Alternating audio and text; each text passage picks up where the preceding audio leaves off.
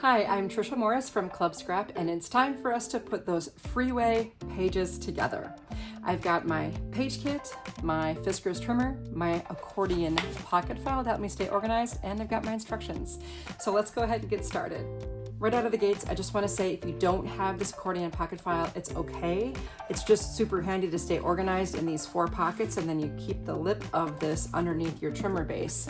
I do have a little kit that you can get in order to make one of those for yourself, and I'll put the link to that in the description below. I'll set aside my instructions as well as all of the embellishments and ribbons, and let's just keep the paper items, the photo mats, and then the 12 by 12 papers. To get warmed up, I'm going to have you file the photo mats into the appropriate pocket in your organizer. And if you're not using the organizer, simply just label 4 piles, 1 and 2, 3 and 4, 5 and 6, 7 and 8, and then distribute to those piles instead of in the pocket. Let's put 3 gold photo mats in 1, 2, 3. You should only have 3 of them. Put them in pocket 3 and 4. 1 black photo mat also in pocket 3 and 4. 3 gray photo mats, 1, 2, 3, that's all of them. They're going to go in pocket 5 and 6. And 1 blue photo mat in 5 and 6. 2 blue and 2 black should be all that you have left, and those will go in 7 and 8. And notice poor pocket 1 and 2 didn't have any photo mats, but it's okay. We'll make those out of the paper. And let's organize our paper into the order we're going to be using it. So let's start off by taking the one we're calling the road print. Again, we had a hard time labeling these prints, but this one does not have any grids on it, so any straight lines. So let's take one of these road prints and we're going to put it face down on our trimmer in front of us.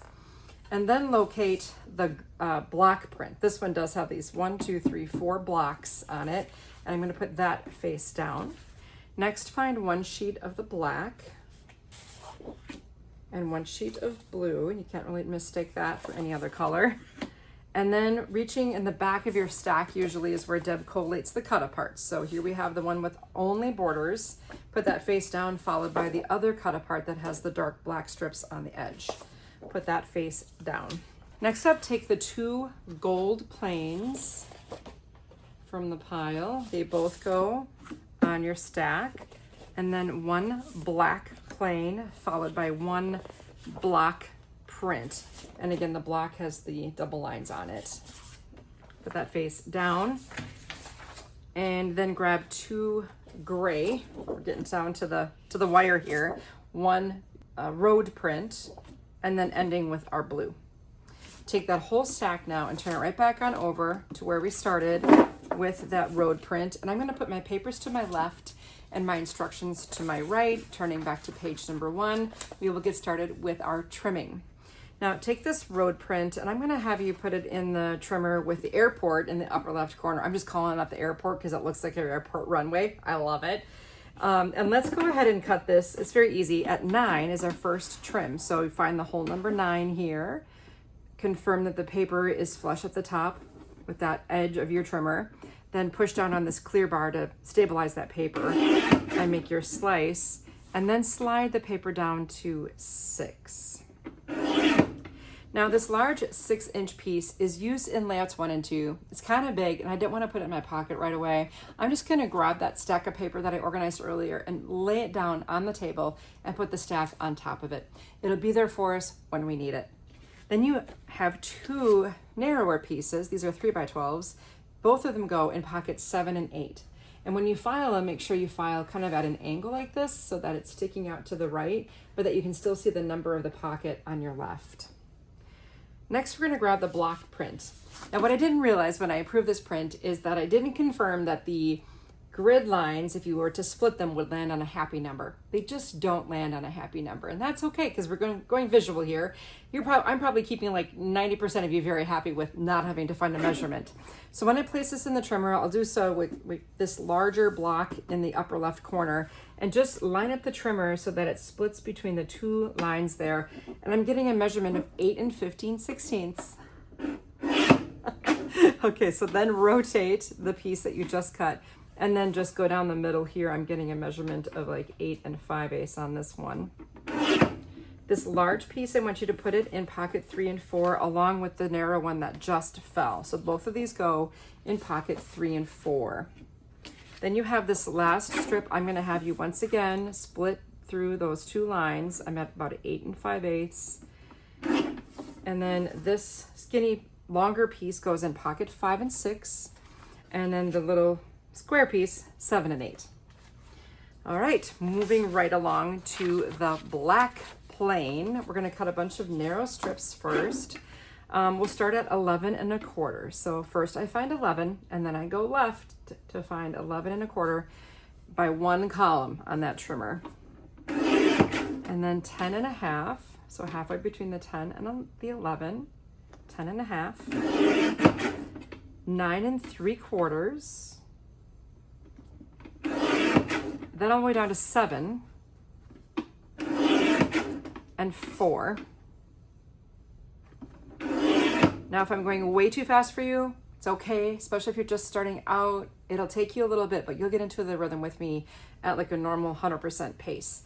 But on your YouTube settings, you can adjust your playback speed to 0.75. That will really slow me down until you kind of get used to this whole process. Now let's rotate this 4x12 that's in the trimmer. We're gonna cut it in half at 6. And both of the pieces you just created, those will go in pocket 1 and 2. Pick up the next strip and turn it horizontally.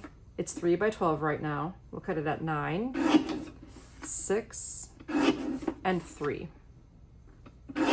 And gather up the 4 squares you made and place them in pocket 1 and 2. The next strip is 2 3/4 by 12. We're gonna cut a little scrap here, 11 3/4, 10, and 5. The 5-inch piece goes in pocket 3 and 4. The piece that just fell, the longer, narrower one here, 7 and 8. And then you have a smaller rectangle, also 7 and 8. And then you have this little tiny piece.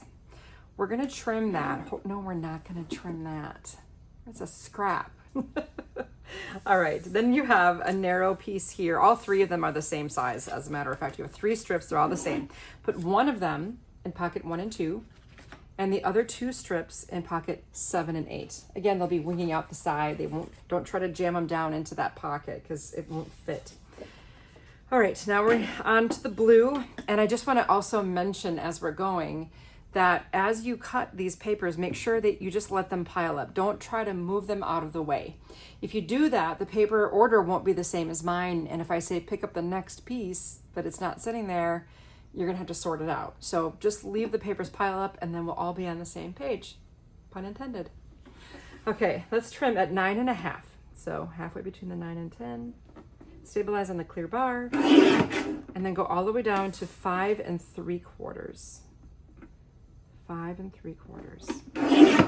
Now rotate the 5 3/4 and cut at 8 and 4. The piece that's in your trimmer right now, place it in pocket 1 and 2. There are 2 more pieces that were the same that fell. Grab both of those and they go in 5 and 6. Pick up the next strip and we'll cut at 11 1/4, 7 1/2, 3 3/4. And you just made a series of 3 squares. We're gonna put them all in pocket 1 and 2. And this little guy is gonna go in 1 and 2 as well. Next, the final strip here, we'll cut at 11, 9 1/2, 4 3/4. This piece in your trimmer, pocket 3 and 4. The long narrow piece, 7 and 8. The skinny-ish one, the larger of the 2 remaining, 7 and 8. And the smallest of the 2 remaining, 1 and 2.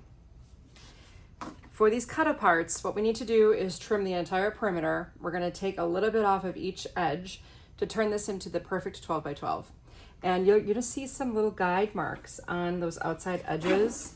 So what I want you to do for your first cut is to just cut close to the guide, but not up to it, so that you're shortening the paper a little bit. Now when I rotate this and realign the guide mark there with the edge of the blade up at the top, I should also be able to see the edge of the blade at the bottom. I can just see it. Then rotate again and line up the guide mark. Again, I look at the bottom little edge of my trimmer and up at the top, right where I can sort of see that edge. Then rotate again. And one more time. This time I should be able to look at the 12. And then I'm gonna look at the 12 here. Take off a little hair and I'll get rid of all those little scraps. Now, before we start trimming, just make sure the words "if you never go," those should be on your right. And let's trim at 10.5. 9. 8.5. 8. 5.5. And 3. So the 3-inch piece we just created, pockets 7 and 8. Sometimes it's easy if you can just pick up that whole stack, leaving it in the order it landed, and deal out the pieces just like cards. So the next 2 gray border strips, 5 and 6, both of those larger ones. The blue text, 1 and 2. The gold text, 3 and 4. And then the final 2 pieces, 1 and 2. For our last piece that needs to be trimmed, we have the same process that's needed. So I'll just cut a little shy and then rotate and then trim the remaining edges in the same manner. Now I'm just gonna, I cut shy on both edges here just so I could get a good view. And then I'll make my way around, and if you need to pause the video while you do your strips, that's absolutely fine. Just take your time with this process until you're happy with a nice 12 by 12 piece of paper. I'll throw away those scraps. And here we go. Trim at 11. The black should have been on the right, I forgot to mention that. Then 10.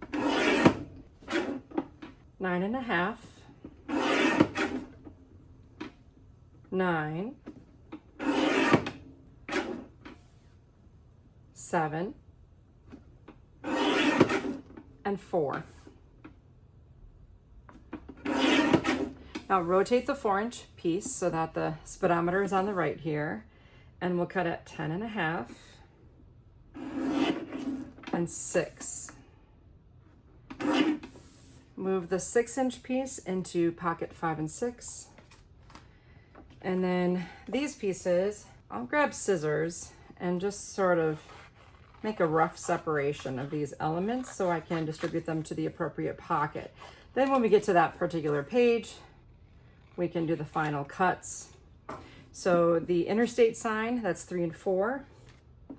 This one with the blue perimeter, 5 and 6.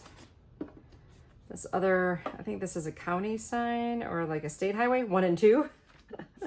And then these last arrows, also 1 and 2. The speed limit sign with the journaling, 1 and 2. And then let's pick up the next strip. So we're gonna go with the gold tags on the right. We'll choose 10, 8, 6, and 4 1/4. So this one goes in pocket 1 and 2, the tomorrow. And then we have the Utopia exit, 5 and 6. Chase Adventure, 7 and 8. The vertical journaling prompt, 5 and 6. And the horizontal prompt, 3 and 4. Pick up the next strip. We're almost done with all this trimming. So here we go. Start out at 11 1/4. 10.5, 9.5, 8.5, 7.5, and I think your last cut is going to be at 3 3/4. All right, this Gold Joy, pocket 3 and 4. This one is just an image, pocket 3 and 4 also. This little tab, and then the when and the where, and the gold arrow. All of that goes in 3 and 4. And then you have the little other gold arrow, 7 and 8. The blocks on the strips, pocket 7 and 8. And the black border edges, 3 and 4. That was your last cut with the trimmer. Now I'm gonna grab a craft knife, a ruler, a cutting mat, and my score pal, and show you how to transform the Manila tag into a cute little pocket. Now, if you don't have all of these tools, don't worry about it. You can still make this project without this tool. It's just that the score pal makes it a little bit easier. Now, what I want to do is score, when the tag is vertical, a 1/2 inch from the edge. Now, I'm right-handed, and this is kind of an awkward position for me to score in. So I am going to move this over to the right side of my score pal and score it at 11.5. I'm just going to turn the tag around and score at 11.5 again. So now I have a score line, a 1/2 inch from each vertical edge. Next, I'm going to rotate it. I can do it this way if we want. So I'm going to have the hole for the tag is on my right, and I'm just going to score at 2. Okay. The next thing that needs to be done is the removal of this part of the tag on each side until we get to that horizontal intersecting line. To do that, you can use scissors, but you can also use a craft knife. So I'm gonna go the craft knife route, get my knife ready. I've got my cutting mat and my grid ruler. And I can even move my grid ruler in so that it's a 1/2 inch from the edge, and that way I just know I don't have to worry about looking at that line. I can just use my ruler to find it. And then I'm gonna do the same on the other side. I'll use my grid ruler to find a 1/2 inch. And then there's that score line. So I'm going to start there and move back toward me to take out those 2 pieces. Then I think I'll just use scissors for the rest of this area here to take out that corner. Then I'm going to fold in on these little tabs that were left, those little wings that came out from the 2-inch scored area. And if you want, you could miter those wings a little bit too. Just cut at an angle toward the fold. And you got that. And then you can fold up on that score line. And that's gonna form our little cute little pocket. So for these, you can use your favorite adhesive to glue them down. And my favorite is our bookbinding glue. So I'll take my little glue, squiggle it on each of these tabs, and then fold back up. Now the other thing you can do is trace the original angle of the tag now onto my new tag edges. So I can use the tag itself that I removed and just place it right where I can line up that triangular shape, like so. Or if you want to freestyle it, you can. I just like to get that angle. And now I have my tag pocket. Isn't that clever? I love it. Okay, so I'm gonna go ahead and make the second tag. I could have done that scoring at the same time, which that would have been smart, wouldn't it? So once again, I'll score vertically at 11.5 on the right edge, and then horizontally with the hole on the right at 2. And then I use my craft knife to take out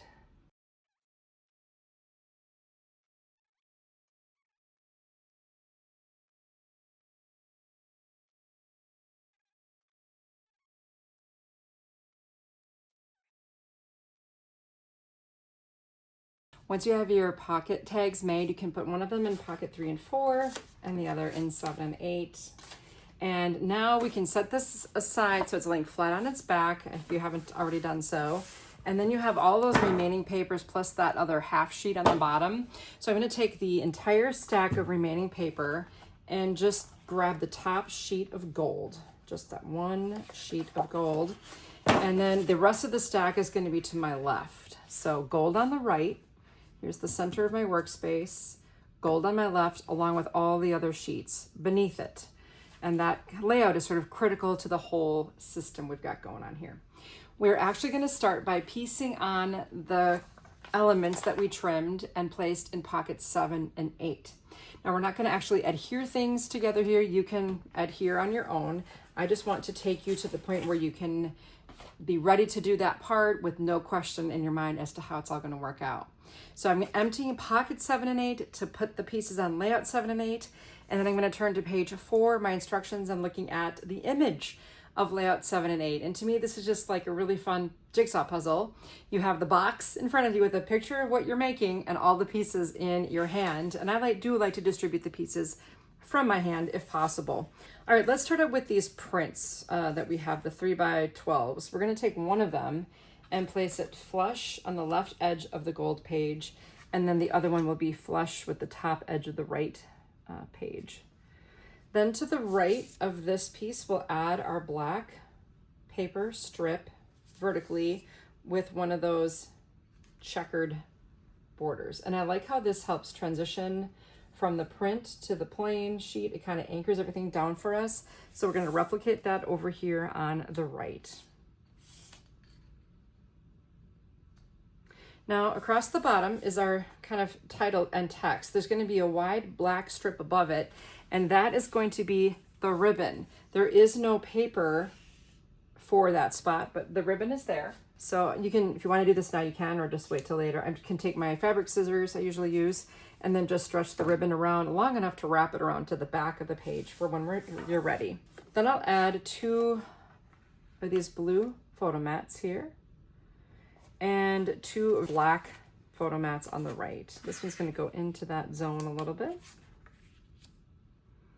Then our vertical cute little tag behind it, I'll take just that to anchor it a little bit. Now you're going to notice that the woodcut car is black in mine. I painted mine with black acrylic paint. You can skip that and just keep it in that natural wood color. It does match the manila perfectly. Now you'll notice that there's a blue that will nest with black. I rounded the corners of this and then placed it right inside my pocket that I made earlier.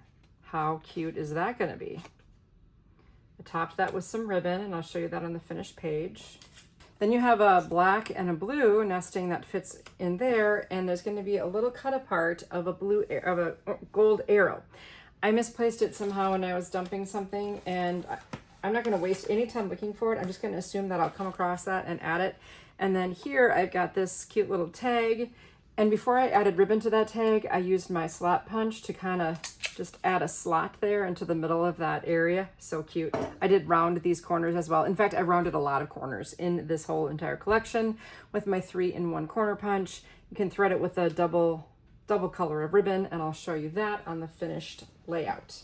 So here we have that final page with the black painted car, the cute little fussy cut arrow, the slot with 2 pieces of ribbon threaded through just for a nice little accent. Here I made a loop of the ribbon around the tag and attached it with adhesive on the back. And then I tied a bow with that same ribbon, but before I tightened the bow, I added a second piece of ribbon in there. I thought that was really sweet. And on the facing page, very straightforward. Again, here is the ribbon added where I just secured it on the back of the layout after stretching it across above the title. And that's layout 7 and 8. Okay, so what I'm going to do now is move this gold sheet on top of the other gold sheet. And I'm just going to tuck that ribbon down in there. And now I'll slide the black on over on top of the gold. And that should give me the base for layout 5 and 6. I'm going to empty layouts 5 and 6. Still kind of have my eyes peeled for my missing arrow. Speaking of arrow, we're going to put so much of who we are right at the top here is where we have been, down at the bottom. And we can grab 2 of the gray photo mats and then place them horizontally in that space. It should be framed in real nicely. Then this little print here, I put it to the right there. It's a perfect framed fit. And then you've got your Adventureville cut apart. It will nest with a blue mat, and that's going to anchor down nicely right here. Once you fussy cut this, it'll fit into this spot. And then a vertical journaling prompt, which I just trimmed the edges and added my slot with the slot punch. A little car here, and then the Utopia here, stapled a little ribbon in that spot, a vertical gray, and then 2 horizontal blue. Simple, simple, simple. Okay, there's my finished layout here, again with my black car. I pop dotted this one, I rounded some corners there, and then I've got my ribbon through the slot. Okay, then on this page I've got my key charm added. That was so sweet. One more of the car. And I crisscross stapled some folded blue ribbon to the top of that cut apart for a finishing touch. So simple. Let me find that little key. That is the cutest charm ever, by the way. That's gonna go right next to the car.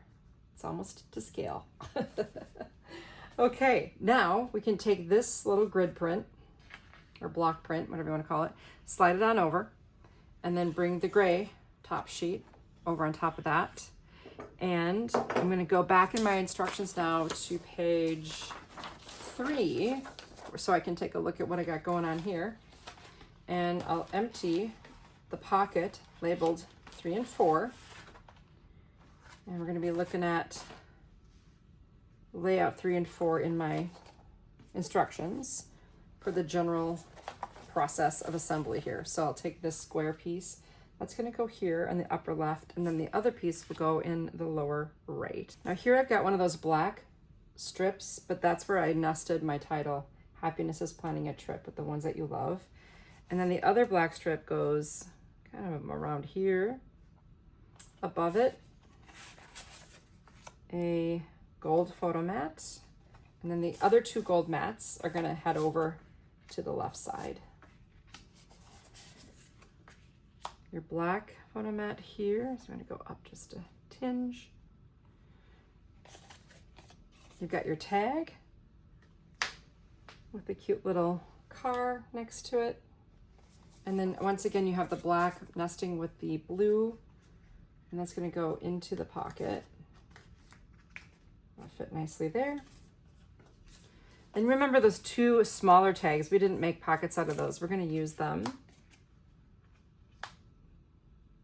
They could kind of go into that border strip a little bit. So you're going to be level here at the top, and these go into the strip, and then you can nest them with this, like so. Journaling prompt will go to the right, once again with a slot and some ribbon, the when and the where. You can fussy cut those and place them in that spot. After you fussy cut the sign, that'll go there. You can add the Route 66 embellishment, the little arrow. And then this fun little tab goes out to the side of the tag once you fussy cut it, if that's your preference. So pretty basic assembly once again. Just I did a lot more with adding ribbon to this layout. So here you've got the slot made with the ribbon wrapping around here, the fussy cut elements there. And then I looped the ribbon through kind of like you would do with a luggage tag, and then secured it at the back after I split them, the ribbon ends into kind of a V shape to make it look nice. And then on this layout, same thing, I just trimmed the ends, and there's my black painted car and the little elements there added to the page. Extremely sweet and simple.